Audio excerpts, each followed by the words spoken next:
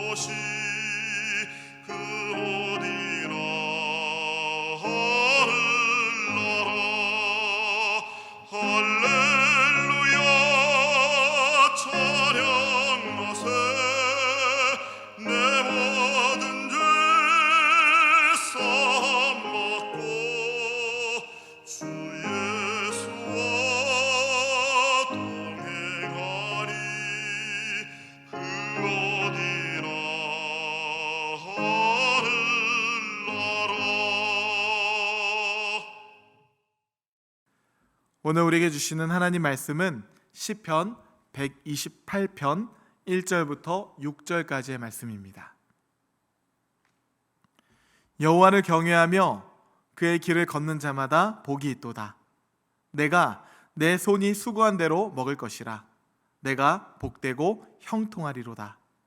내 집 안방에 있는 내 아내는 결실한 포도나무 같으며 내 식탁에 둘러앉은 자식들은 어린 감람나무 같으리로다. 여호와를 경외하는 자는 이같이 복을 얻으리로다. 여호와께서 시온에서 내게 복을 주실지어다. 너는 평생에 예루살렘의 번영을 보며 내 자식의 자식을 볼지어다. 이스라엘에게 평강이 있을지로다. 아멘. 함께 기도하시겠습니다.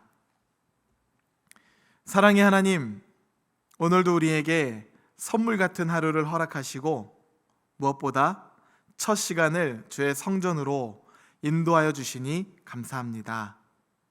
시편 기자의 고백처럼 여호와를 경외하며 그의 길을 걷는 자마다 복이 있도다 말씀하셨사오니 이 시간 우리의 눈을 열어 참된 복이 무엇인지 보게 하여 주시옵소서. 가정의 웃음 속에서, 자녀의 작은 손길 속에서, 평범한 일상의 수고 속에서 이미 주신 주님의 은혜가 어떠한 것인지를 깊이 깨달을 수 있도록 우리의 심령을 주장하여 주옵소서. 말씀을 통해 우리 마음이 새로워지고 우리 삶이 예수님 안에서 복되게 하여 주시옵소서. 이 모든 말씀 우리의 구원자 되시는 예수 그리스도의 이름으로 기도하옵나이다. 아멘.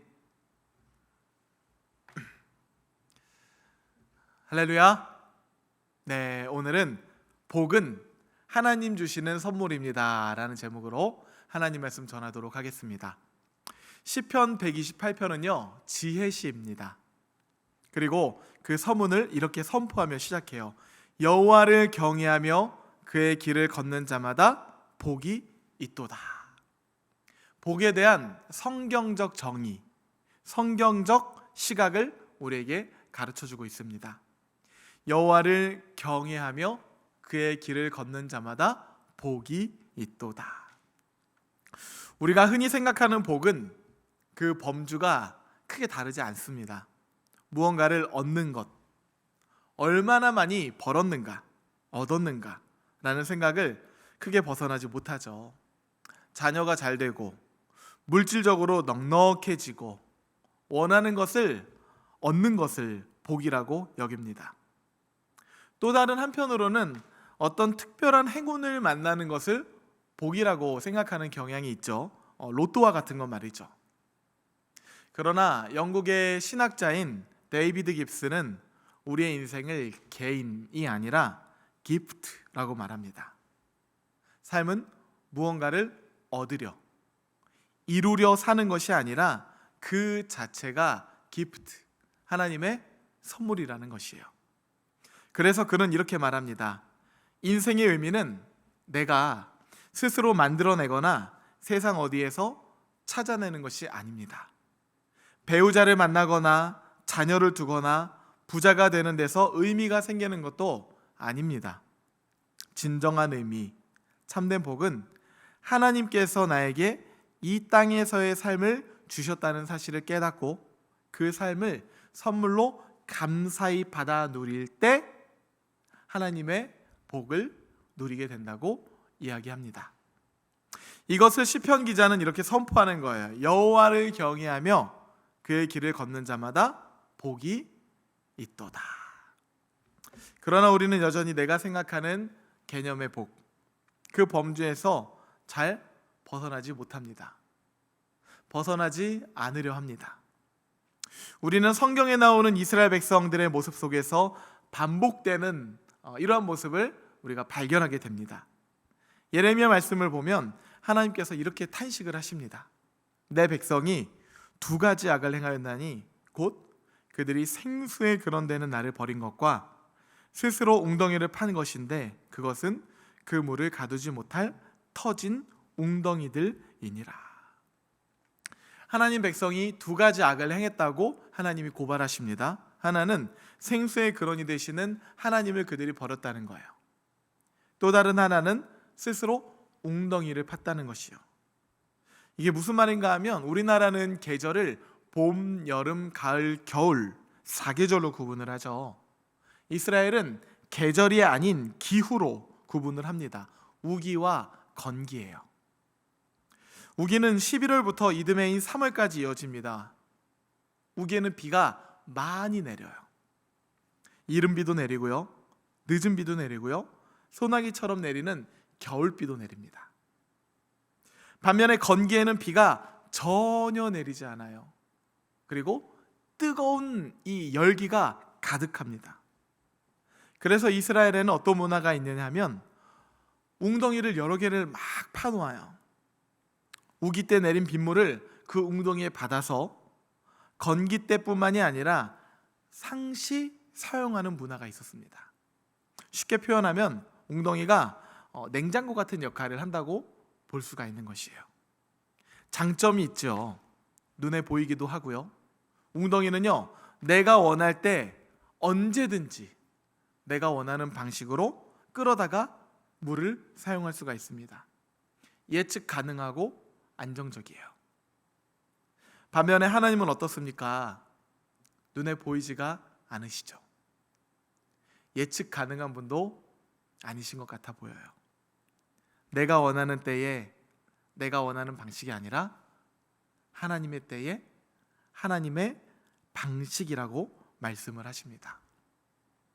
여러분은 터진 웅덩이와 생수의 근원 되신 하나님, 어떤 게 더 마음에 드십니까?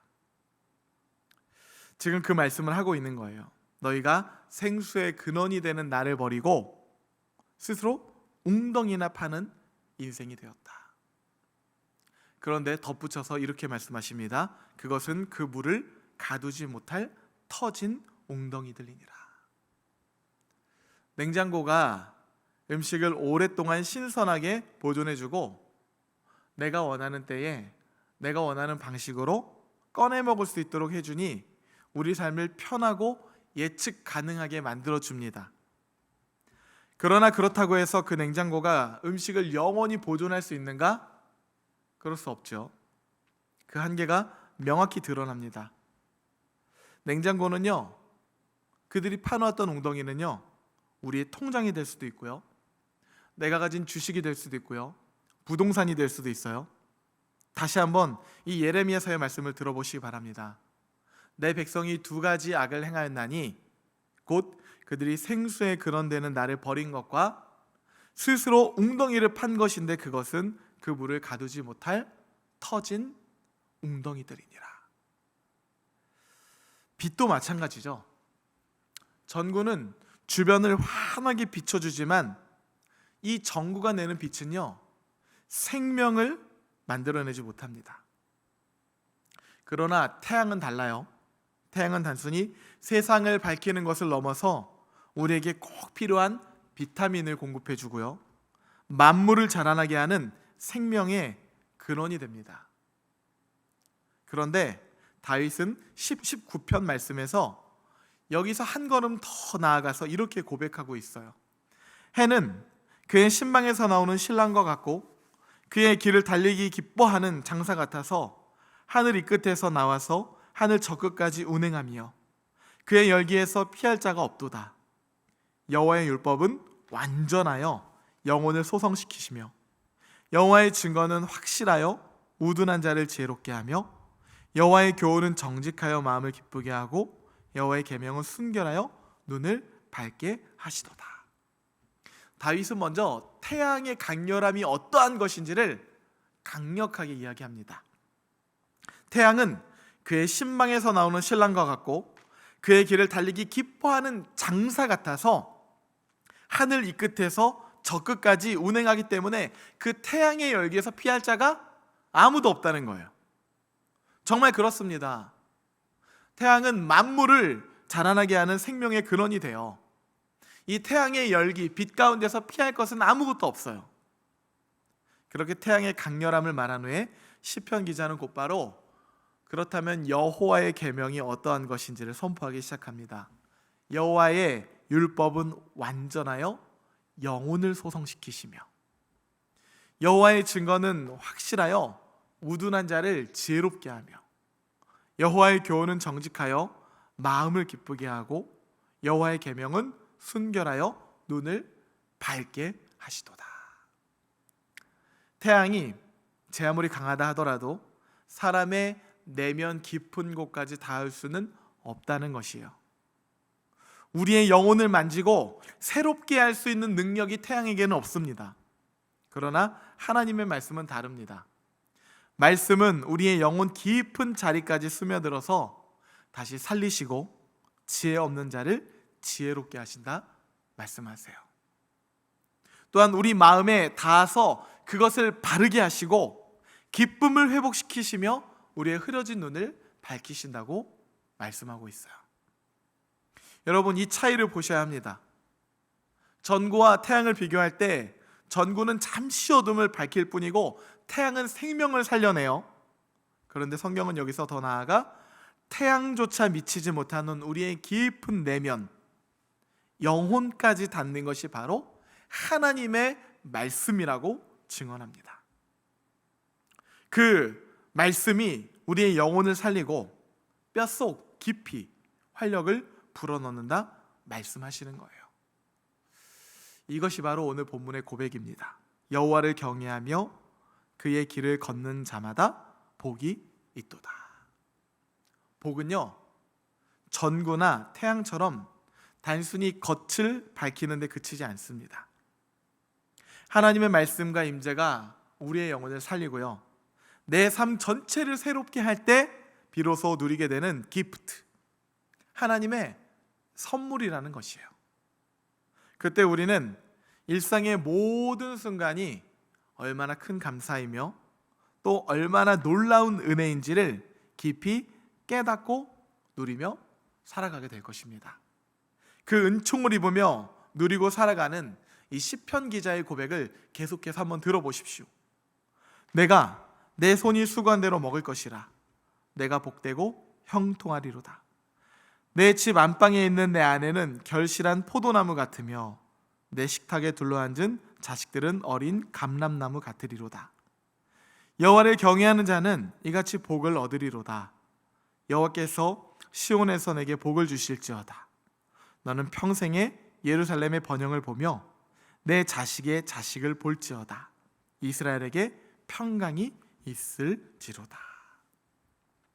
수고한 손의 열매를 먹는 평범한 하루, 가족과 함께하는 일상의 저녁 식탁, 다음 세대를 바라보며 기도할 수 있는 은혜, 그리고 교회와 공동체 위에 임하는 하나님의 평강, 이 모든 것이 우리의 일상이요, 그 자체가 하나님 주신 축복이고 선물이라는 것이요, 이것을 우리가 애써 얻어낸 결과가 아니라 하나님께서 기프트, 선물로 허락하신 은혜라는 것입니다. 여러분, 복은요, 멀리 있지 않아요. 이미 우리의 일상 속에, 우리의 생명 가운데 주어져 있다고 하나님 말씀하시는 거예요. 그러므로 사랑하는 성도 여러분, 오늘도 개인 얻으려, 이루려, 무언가를 움켜쥐려 하지 마시고 하나님께서 주신 기프트, 이 선물을 감사히 받아 누리시기를 축복합니다. 그럴 때 우리의 얼굴빛은 밝아지고 뼛속 깊이까지 힘을 얻으며 가정과 교회와 이 나라 가운데 하나님의 평강이 임할 줄 믿습니다. 여호와를 경외하며 그의 길을 걷는 자마다 복이 있도다. 이 모든 복을 받아 누리는 복된 인생 되시기를 주님의 이름으로 축복합니다. 함께 주기도문 하시겠습니다. 하늘에 계신 우리 아버지여, 이름이 거룩히 여김을 받으시오며 나라가 임하시오며 뜻이 하늘에서 이루어진 것 같이 땅에서도 이루어지이다. 오늘 우리에게 일용할 양식을 주시옵고 우리가 우리에게 죄 지은 자를 사하여 준 것 같이 우리 죄를 사하여 주시옵고 우리를 시험에 들게 하지 마시옵고 다만 악에서 구하시옵소서. 나라와 권세와 영광이 아버지께 영원히 있사옵나이다. 아멘.